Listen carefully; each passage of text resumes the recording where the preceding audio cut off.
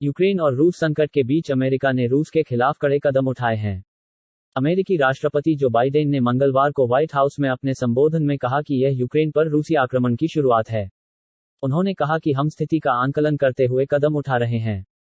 राष्ट्रपति बाइडेन ने कहा, हमारी तरफ से यूक्रेन की मदद के लिए किए जा रहे सभी प्रयास रक्षात्मक कदम हैं। हमारा रूस से युद्ध का कोई इरादा नहीं है। उन्होंने चेतावनी दी कि अगर रूस आक्रामक तरीके से आगे बढ़ता रहा तो उसे भारी कीमत चुकानी पड़ेगी।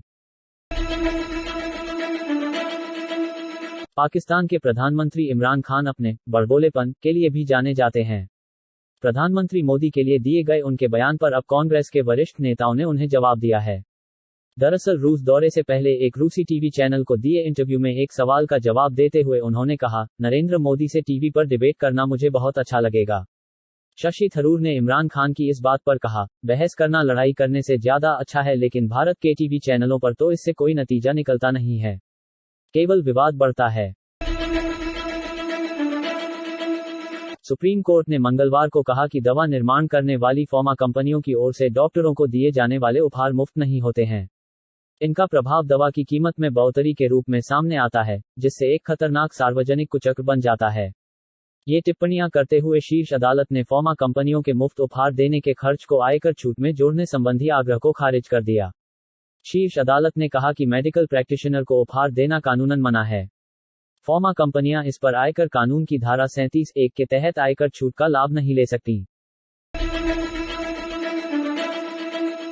यूक्रेन से मंगलवार रात करीब 11:30 बजे लगभग 240 यात्रियों को लेकर एयर इंडिया की एक विशेष उड़ान दिल्ली पहुंची। उड़ान से आए सभी यात्री भारतीय हैं और अधिकांश पढ़ने व काम के लिए यूक्रेन में थे। टर्मिनल 3 पर जैसे ही विमान उतरा, यात्रियों के इंतजार में खड़े भारतीय अधिकारियों ने उनका अभिनंदन किया। यात्रियों ने भी विजय चिन्ह दिखा व हाथ हिलाकर उनका धन्यवाद दिया। यात्रियों ने आते ही भारत माता की जय के नारे लगाए। बेंगलुरु शहर की पुलिस ने मंगलवार को अभिनेता और कार्यकर्ता चेतन कुमार को कर्नाटक उच्च न्यायालय के न्यायाधीश पर एक फेसबुक पोस्ट करने पर गिरफ्तार किया।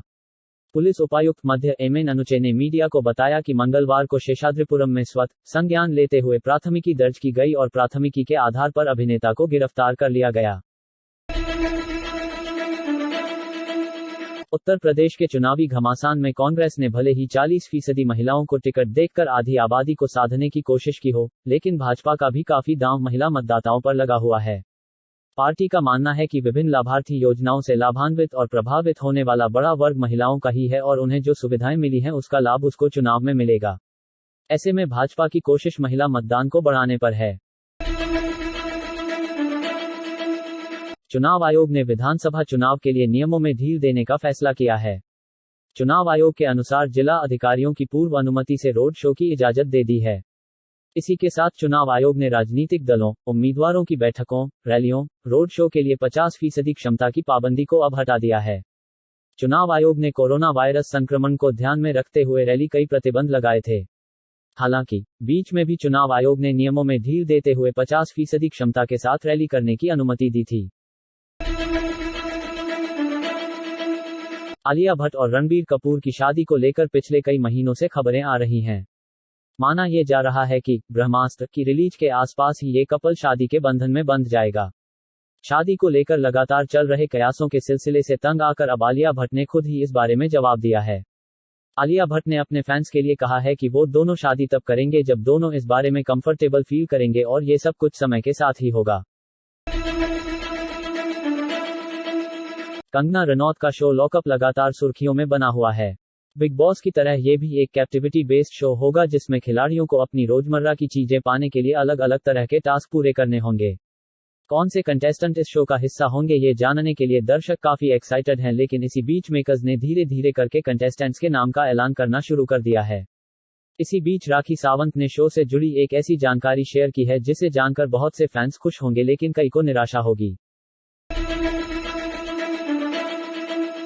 रूस और यूक्रेन के बीच तनाव बढ़ता ही जा रहा है।